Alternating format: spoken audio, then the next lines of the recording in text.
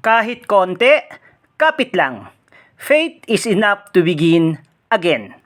Reflection from Matthew chapter 17. And here is what the scripture says from chapter 17, verse 20. Tandaan ninyo, kung kayo'y may pananampalataya sa Diyos na sinlaki ng buto ng mustasa, tunay na walang bagay na hindi ninyo magagawa. Welcome to Morning Mirror, your daily reflection. Kapatid, ito ang isa sa very comforting verse. Dahil hindi sinabi ni Jesus, kailangan malaki agad ang faith mo, or kailangang perfect ka, or kailangang sobrang tibay mo. Ang sabi niya, mustard seed lang, as in, maliit lang. At may mga tao ngayon na ubus na ang lakas, ubus na ang options, ubus na ang resources, ubus na ang confidence. Pero kahit ganon, may natitira pa ring maliit na faith sa kanila. At maaaring yun na lang talaga ang dahilan kaya hindi ka sumusuko. Yung maliit na paniniwala na baka may gawin pa si Lord, baka may mangyari pa, baka hindi pa ito ang ending. At hindi maliit na bagay yun. Sobrang importante nun para panghawakan mo. Dahil kapag pati faith ay nawala na, doon talaga delikado. Pero habang may konting faith pa, may dahilan pa para lumaban. Dito sa verse na ito ay inaamin ni Jesus na may mga panahon na talagang maliit ang faith natin.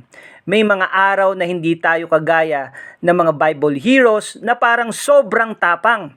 May mga araw na ang prayer natin ay hindi, Lord, kaya ko ito, kundi Lord, tulungan mo ako. May mga araw na hindi tayo puno ng confidence. May mga araw na puro tanong. May mga araw na puro luha. May mga araw na parang hindi natin maramdaman si Lord. At minsan, naiisip natin, faithless na ba ako? Wala na bang natitirang pananampalataya sa akin? Pero hindi. Kasi kahit si Pedro nga, minsan lumubog. Kahit si Elijah, minsan natakot. Kahit si Thomas, minsan nagduda. At kahit yung ama ng batang may sakit sa Mark 9 ay nagsabi, Lord, nananampalataya ako. Tulungan mo ang kakulangan ng pananampalataya ko. Kapatid, pakinggan mo ito. Hindi hinahanap ni Lord ang perfect faith. Ang hinahanap niya ay puso na ayaw bumitaw. Kaya minsan, ang greatest faith ay hindi yung malakas ang sigaw, kundi yung tahimik na nagsasabing, Lord, hindi ko na alam ang gagawin ko, pero nagtitiwala pa rin ako sa iyo. Kagaya ng mustard seed, napakaliit. Halos hindi mo nga mapansin, pero kapag itinanim mo, lumalaki. Nagkakaroon ng buhay, nagkakaroon ng bunga, at yun ang gustong sabihin ni Jesus sa atin. Yung faith mo ngayon, baka maliit, pero hindi ibig sabihin na mananatili siyang maliit. Kapag patuloy mo siyang dinidiligan ng prayers, kapag patuloy kang lumalapit kay Lord, kapag patuloy kang nakikinig sa salita niya, unti-unti yang lalago. Unti-unti yang titibay. Unti-unti kang magugulat na yung mga bagay na dating kinatatakutan mo, ngayon nalampasan mo na pala isa-isa. At baka may nakikinig ngayon na ito ang season niya. Yung season na hindi siya malakas, hindi siya motivated, hindi siya inspired, hindi siya confident. Pero kapatid, kung may natitira pang konting faith, may natitira pang dahilan para umasa. May natitira pang dahilan para manalangin. May natitira pang dahilan para lumaban.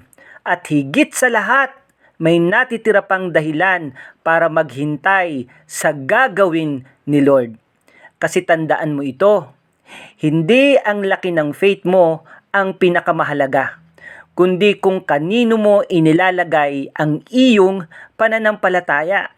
At kapag si Jesus ang pinanghawakan mo, kahit maliit, may mangyayari. Kahit konti, may pag-asa. Kahit pagod, may dahilan para bumangon muli. At ang ganda nito, Hindi sinabi ni Jesus na kapag malaki ang faith mo, kundi kahit sinlaki lang ng mustasa. Meaning, hindi laki ang hinahanap ni Lord, kundi yung tunay, yung totoong pananampalataya. Dahil may mga taong maliit na nga lang ang faith, nahihiya pa. Feeling nila, mahina akong Christian, kulang ang faith ko, hindi ako spiritual. Pero baka ang gusto lang sabihin ni Lord, anak, kahit konti lang, hawakan mo pa rin. Dahil minsan, yung maliit na faith, yun ang ginagamit ni Lord para magsimula ulit. Kapatid, hindi ito tungkol sa laki ng kalaban, kundi sa laki ng kakampi mo. Real talk lang kapatid. May mga bundok talaga sa buhay natin.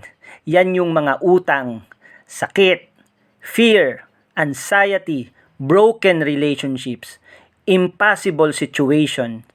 At minsan, pakiramdam mo, hindi talaga kaya.